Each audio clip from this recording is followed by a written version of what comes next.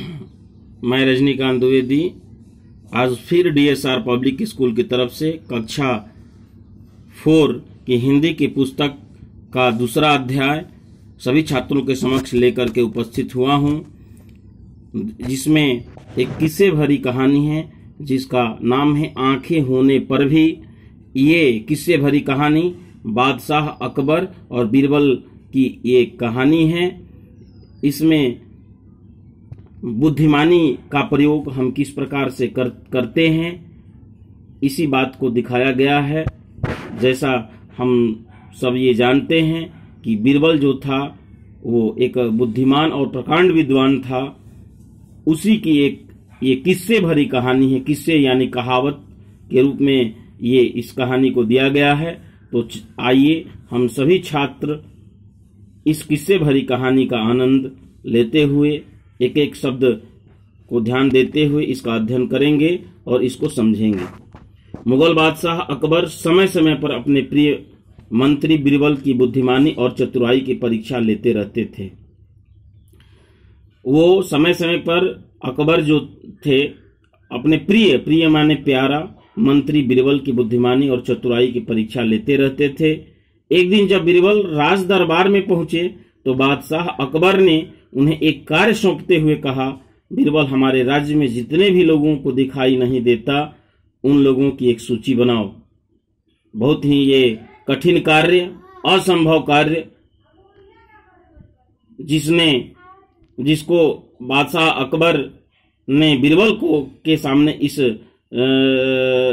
कार्य को रखा कि आप एक सूची बनाइए, राज्य में कितने ऐसे लोग हैं जिनको दिखाई नहीं देता है। बादशाह की बात सुनकर बीरबल अवाक रह गए, क्योंकि पूरे राज्य में ऐसे अनेक लोग थे जो देख नहीं सकते थे, परंतु उन्हें ढूंढ ढूंढ कर उनकी एक सूची तैयार करना एक अत्यंत कठिन और जटिल कार्य था। कुछ देर तक सोच विचार करने के बाद बीरबल ने पूछा, जहांपनाह, आप यह सूची क्यों बनवाना चाहते हैं?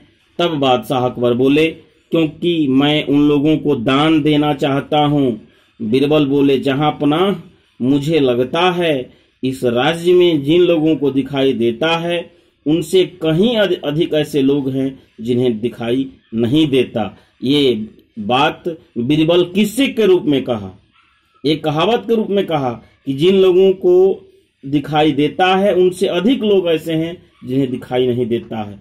बीरबल की बात सुनकर अकबर बोले, तुम क्या कह रहे हो? बीरबल बोले, मैं सच कह रहा हूं जहांपनाह।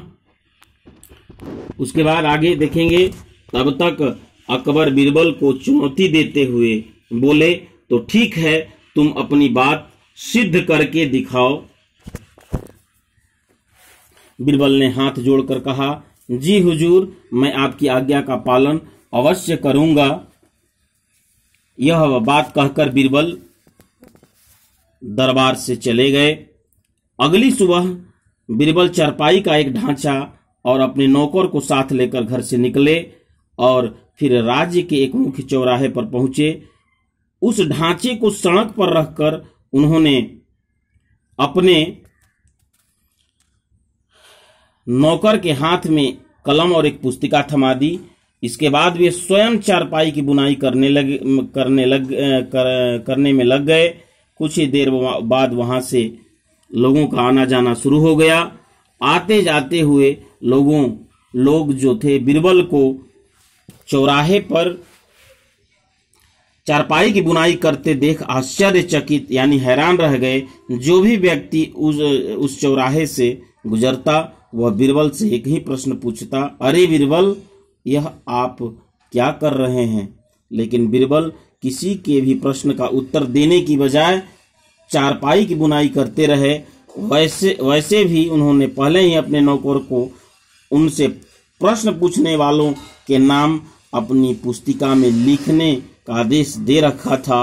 अतः जो भी व्यक्ति बीरबल से चौराहे पर चारपाई बुनने का कारण पूछता, बीरबल का नौकर चुपचाप उस व्यक्ति का नाम अपनी पुस्तिका में लिख लेता।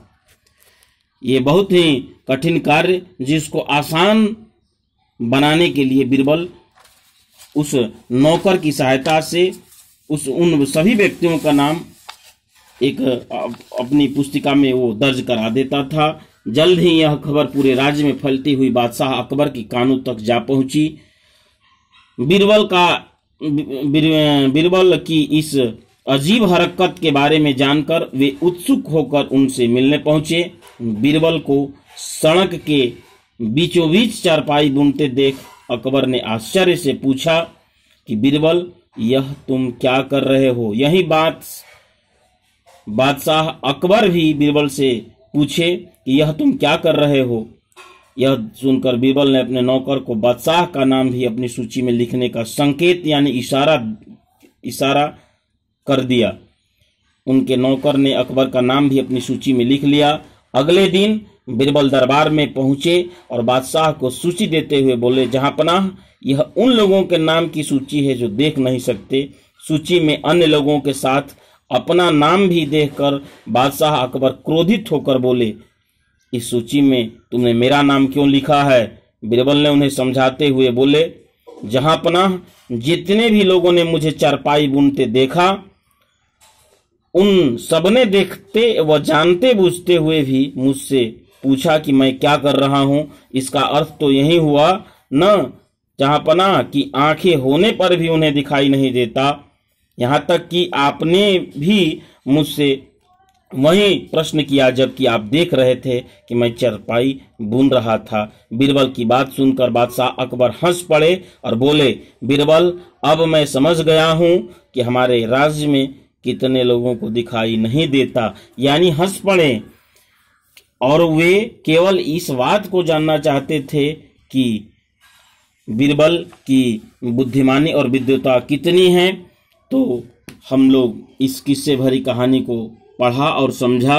मैं आशा करता हूं कि सभी छात्रों को ये किस्से भरी कहानी जरूर पसंद आई होगी। ये किस्से भरी कहानी मैं आप लोगों को फिर से बता देना चाहता हूं कि आप भी किसी भी कठिन कार्य का सामना अपनी बुद्धिमानी या अपनी बुद्धि के प्रयोग से उसको आसान बना सकते हैं और उस समस्या का समाधान आसानी रूप से निकाल सकते हैं। तो आप सभी छात्रों को मैं ये बताना चाहता हूं कि आप भी अपनी बुद्धि के प्रयोग से कोई भी कार्य कीजिए और आप भी बीरबल की तरह विद्वान बनने की कोशिश, विद्वान बनने का प्रयास हमेशा करते रहिए। मैं आपको यही शुभकामना और आशीर्वाद देता हूं कि आप भी बीरबल की तरह बुद्धिमान बनिए। ये मेरा आशीर्वाद आप लोगों के साथ है। ये किस्से भरी कहानी केवल आपके बुद्धि के प्रयोग करने के लिए दिया गया है। बहुत ही एक अच्छी कहानी रही जिसको हम लोगों ने पढ़ा और समझा कि किस प्रकार बीरबल अपनी बुद्धिमानी का प्रयोग हमेशा वो करता रहता था। तो गृह कार्य के रूप में कक्षा 4 के सभी बच्चों को मैं गृह कार्य के रूप में ये जो भी कठिन शब्द है उस कठिन शब्द को आप नोटबुक में लिख कर याद करेंगे। बादशाह का अर्थ होता है राजा, चतुराई का अर्थ होता है होशियारी, सूची का अर्थ होता है लिस्ट, अत्यंत का अर्थ होता है बहुत अधिक, सिद्ध करना का अर्थ होता है साबित करना, आश्चर्यचकित का अर्थ होता है हैरान, उत्सुक का अर्थ होता है बेचैन, संकेत का अर्थ होता है इशारा। तो इस कठिन शब्दों का अर्थ जो भी है आप नोटबुक में लिखेंगे और याद करेंगे। उसके बाद बहुविकल्पी प्रश्न का भी उत्तर आप नोटबुक में लिखकर याद करेंगे। बादशाह अकबर ने सूची बनाने का कार्य किसे सौंपा? तो उत्तर के रूप में लिखेंगे बादशाह अकबर ने सूची बनाने का कार्य बीरबल को सौंपा। बीरबल चौराहे पर क्या बुन रहे थे? तो बीरबल चौराहे पर चारपाई बुन रहे थे। सूची में अन्य लोगों के साथ किसका नाम लिखा हुआ था? तो सूची में अन्य लोगों के साथ बादशाह अकबर का भी नाम लिखा हुआ था। इसके साथ साथ मौखिक प्रश्नों का भी उत्तर नोटबुक में लिखकर याद करेंगे। बादशाह अकबर ने बीरबल को किन लोगों की सूची बनाने के लिए कहा? तो बादशाह अकबर ने बीरबल को अपने राज्य में उन लोगों की सूची बनाने के लिए कहा जिन लोगों को दिखाई नहीं देता है। दूसरा क्वेश्चन, बादशाह अकबर सूची क्यों बनवाना चाहते थे? तो बादशाह अकबर सूची इसलिए बनवाना चाहते थे क्योंकि हमारे राज्य में कितने ऐसे लोग हैं जिनको दिखाई नहीं देता है, उन लोगों को मैं दान करना चाहता हूं, इसलिए वो सूची बनवाना चाहते थे। अकबर बीरबल से मिलने क्यों गए?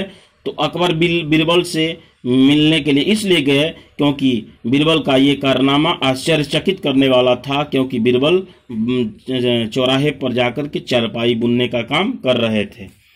उसके बाद लिखित प्रश्नों का भी उत्तर आप नोटबुक में लिखकर याद करेंगे और उत्तर आप अपने शब्दों में लिखेंगे इस कहानी, किस्से भरी कहानी के अनुसार। पहला क्वेश्चन लिखित प्रश्न में, बादशाह अकबर की बात सुनकर बीरबल अवाक क्यों रह गए? तो बादशाह अकबर की बात सुनकर बीरबल अवाक इसलिए रह गए कि उनके द्वारा दिया हुआ कार्य अत्यंत कठिन कार्य था, क्योंकि उन्होंने इस कार्य को दिया कि बादशाह आप एक सूची बनाइए, राज्य में कितने ऐसे लोग हैं जिनको दिखाई नहीं देता है। इसी कार्य को सुन करके बीरबल जो है अवाक रह गए। उसके बाद दूसरा क्वेश्चन देखेंगे लिखित प्रश्न में, बीरबल को क्या करते देखकर आते जाते हुए लोग आश्चर्यचकित रह गए? तो बीरबल को चौराहे पर चारपाई बुनते हुए देखकर आते जाते हुए लोग जो थे आश्चर्यचकित रह गए। ग है, बीरबल ने अपनी बात सिद्ध करने के लिए क्या किया? तो बीरबल ने अपने बादशाह अकबर के द्वारा दिए हुए कार्य को सिद्ध करने के लिए, इस बात को सिद्ध करने के लिए अपने राज्य के एक मुख्य चौराहे पर गए और एक चारपाई लेकर के अपने नौकर के साथ वो गए और चारपाई बुनने का काम किए। और उस नौकर से वे बोले कि जो कोई भी लोग हमसे ये बात पूछे कि आप ये क्या कर रहे हैं, उनका नाम तुम अपनी पुस्तिका में नोट करते रहना। यही बात उन्होंने किया, अपनी बात को सिद्ध करने के लिए यही काम बीरबल ने किया। तो गृह कार्य के रूप में इन सभी कार्य को आप करेंगे। जैसे कठिन शब्द का अर्थ आप लिखकर याद करेंगे, बहुविकल्पीय प्रश्नों का उत्तर आप नोटबुक में लिखकर याद करेंगे, मौखिक प्रश्नों का उत्तर आप नोटबुक में लिखकर याद करेंगे जैसे मैंने आप लोगों से कहा उसी के अनुसार। और उसके बाद लिखित प्रश्न का भी उत्तर आप नोटबुक में लिखकर याद करेंगे। यही आपका गृह कार्य है। तो कक्षा 4 के सभी छात्रों से मैं अभी आपसे विदा लेता हूं। फिर नेक्स्ट डे अगले अध्याय की शुरुआत करते हुए हम आपके समक्ष उपस्थित होंगे। तब तक के लिए मैं रजनीकांत द्विवेदी आप लोगों से विदा लेता हूं और इस बात की उम्मीद करता हूं कि आप लोग भी अपनी बुद्धिमानी का प्रयोग हमेशा करते रहेंगे। धन्यवाद।